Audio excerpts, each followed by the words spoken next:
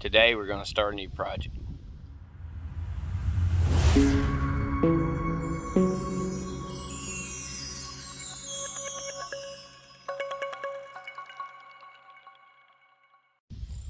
Hey y'all, Mark from Overlook Valley. I'm going to be adding a circuit to the outside of my house right here for an upcoming project that I got going on. I'm actually waiting on everything to get here. So today I'm going to take you through that. We're going to add a 20 amp circuit from my circuit breaker box to right here on this wall, and we're going to put a service disconnect right here. So I would suggest if you do something like this, you get a licensed electrician to do it, but I used to do electrician work, and I'm pretty confident in my own work, so I'm going to do it myself. So if you do it at your own risk. Alright, so I looked around and I decided where the best place to put this would be, and I feel like it's right here on the outside of my dining room wall, so that's where we're going to put it. Let's go in the house and we'll get the cover off the breaker box and see what it looks like. Okay, so we're on the inside, and this is the pantry, and this is where my breaker box is. I've already removed the cover and the panel, the sheetrock panel from below there, so that I can have access to go through the floor.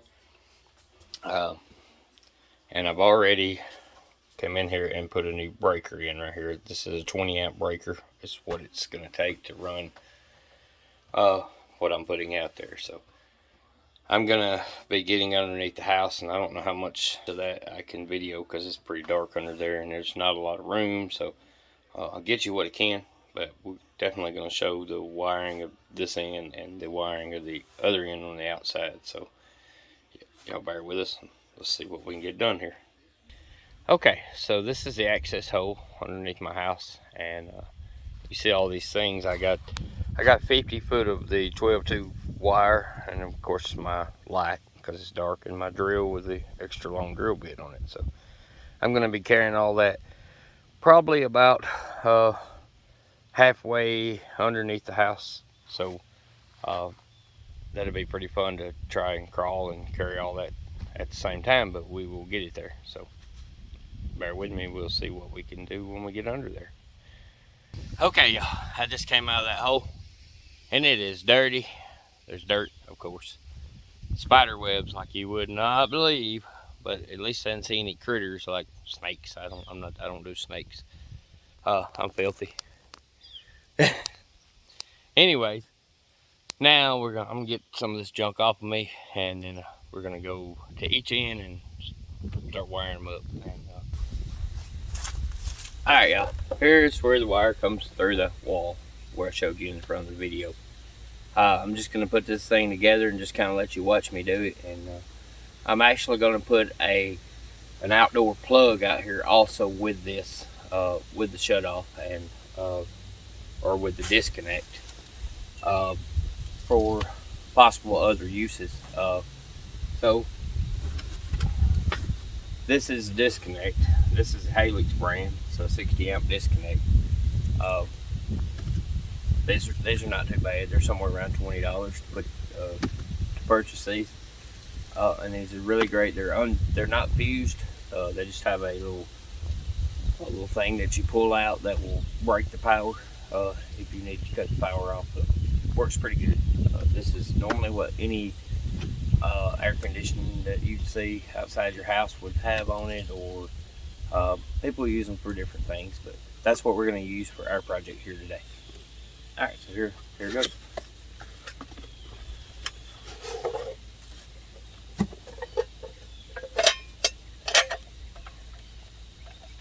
Directions. There's a little disconnect. Just pull it out. No big deal. Now, let me remind you that there's no power on this wire. It is not connected inside the fuse panel inside the house yet. We're going to do it out here. We're going to get everything out here done up, and then we're going to go in the house and do that part. And we're going to make sure that we cut the power off because we don't want to get a shock. I've been shocked plenty of times, and it don't feel good, I promise you. So, all right.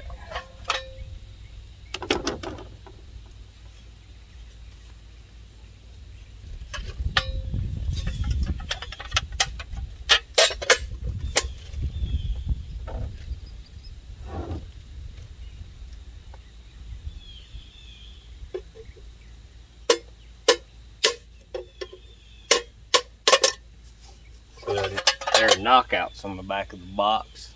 You actually knock these out to get your wire through, and put the adapter in here.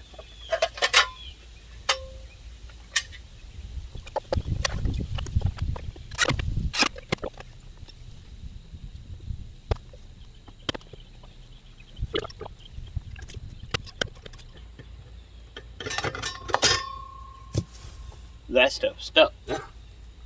Alright, so we got our 3 wires out here.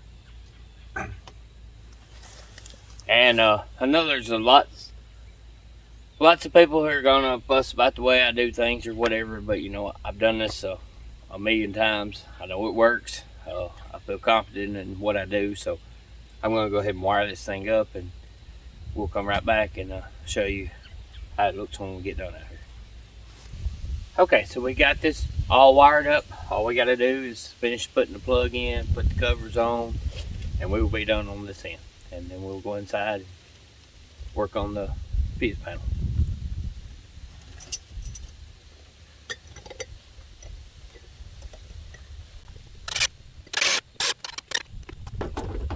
I got this outdoor cover for the plug. That way to keep any rain or snow or whatever out of the plug.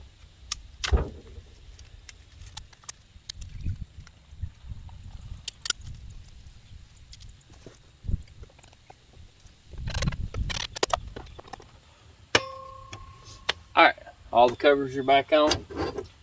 This is what makes the connection to put the power to the plug or whatever else we're going to run out here.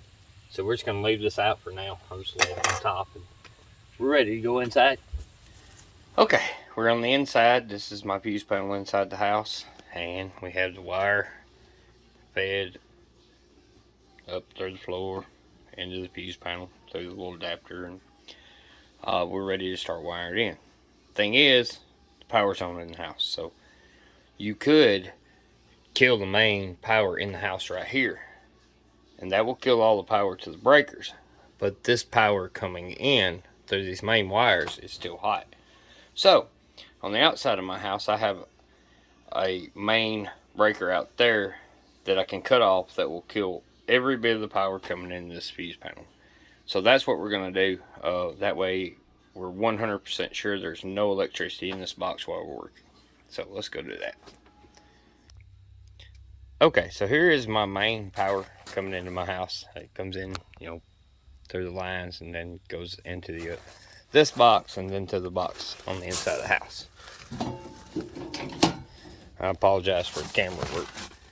Okay, so this is the main breaker to all the power going inside. So we're just going to go ahead and shut this off. And that kills all the power to the house, to the shop, to the barn, everything. So everything is dead now. There's no power going past this point. Alright, so we'll go back in and wire that up on the inside. Okay, so we're back in here, and the obvious part is there's no light in here really to see with. So I got to go get a light, and I'll put you back up on the tripod and let you watch me wire this in. Okay, we got our little light here. Now, first thing we're going to do is strip this coating off the wire, and we're going to go all the way back to the connector with it. I may have too much wire. I may have to cut some of it off, and I got to tell you, this wire, I'm usually, like, I'll tell you straight up, if I like something, I like it. If I don't, I don't. I have my thoughts on this wire.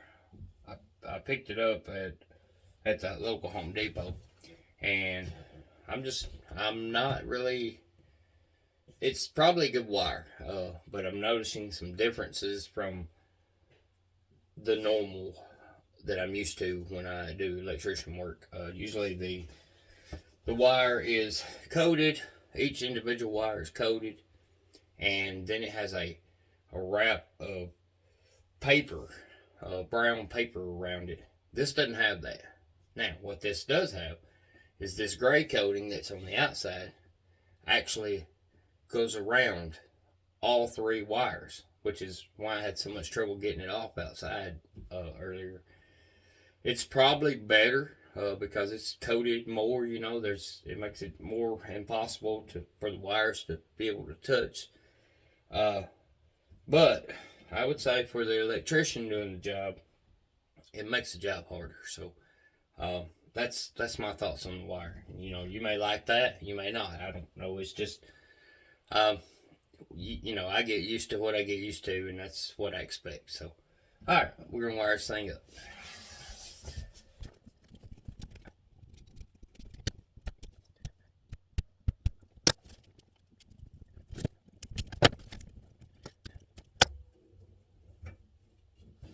I don't know if you can see that or not, but normally once you split this wire, you can pull all 3 wires out. But that's what I was talking about. It's actually coated around the coating too. It's really hard to get this gray coating off of the colored coating without cutting the colored coating, and you definitely don't want to do that, or that will cause problems in your house. So, all right, we're just going to keep on working at it.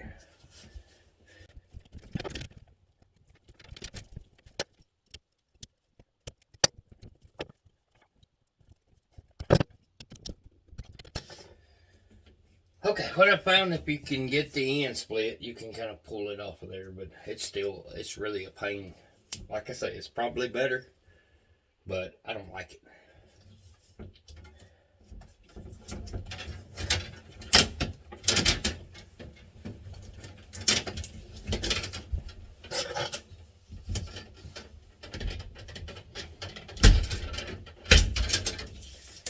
You want to be really careful with these knives, because that's what caused my finger problem, and I hadn't really given you an update on it, but it does not bend as far as it used to bend anymore. It should bend all the way down, and that knife, not this one, but one just like it, caused that. So it slipped, and you know, just an unfortunate accident, but it happened. So, all right, we finally got them stripped off, so let's see if we can get them in the box.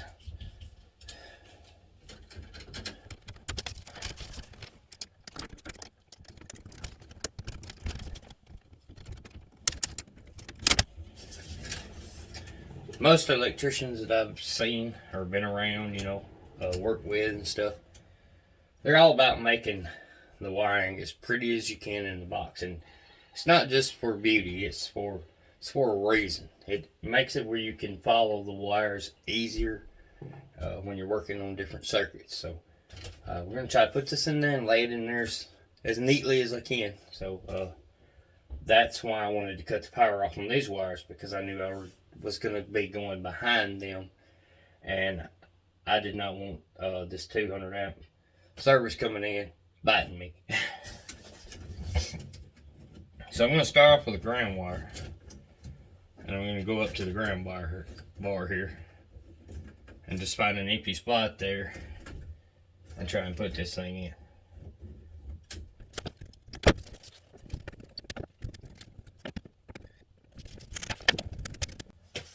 Okay, ground's done. Now we'll do the neutral wire, which is the white wire. And we'll take it up to the neutral bar, which is right here, and find an empty spot and put it in.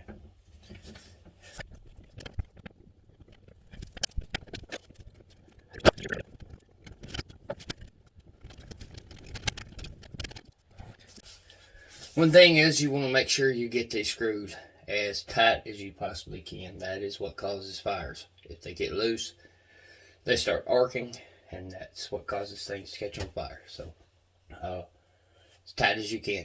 And like I say, if you do this at your own risk. If you don't choose to have a licensed electrician do it, that's on you, not me. Okay, the last wire is the hot wire. So it's the black wire. If you're running, this is on a 110 or 120 volt circuit. So, and we're gonna run it on a 20 amp breaker. So that means it'll hold 20 amps of draw from here to outside where we're working. What I'm planning on putting there is only going to pull about 15 amps, so we should be great.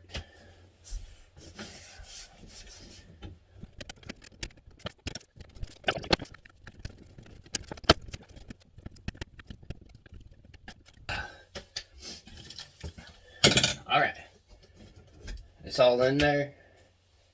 It's neat. Everything's where it's supposed to be. I went through journeyman school back when I was doing electrician work, and a lot of the things that I know I was taught there. I worked at three different industrial electrician places, and I'm not the best by any means, by far. I wouldn't call myself an electrician, but I feel confident doing these things because I've done them so many times. And in your area, they may have to be done differently than I've done it. But in my area, this is okay. This is the at the time I was doing electrician work, this was code, so we're good with all that. So, all right, we're gonna just turn this thing on, and we'll go outside and we'll check it and put that little bar back in and make sure that we got power on that plug out there, and put all the covers and stuff back on. And okay, we got the cover back on. The only thing left to do in here, obviously, is clean up my mess, and I have to label the new breaker. It's off right now. I'm going to cut this thing on, and I'm going to grab something with some electricity, and we're going to go outside, and we're going to see that it works correctly. So it's on. Okay, so we're back outside. I got this alarm clock. The clock on it actually don't work, but the radio does, so we'll be able to tell that it works or not. Oh, I brought my meter out here just to check and make sure that I was getting the right voltage. I'm getting 121, so that's awesome voltage. So we're doing good there. So let's just plug this thing up and see what's going to happen here.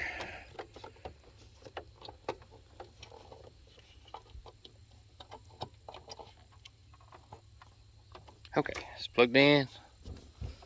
Let's hit the button on the radio. See what happens. There we go. So we got music. And alright, so I guess that concludes the video.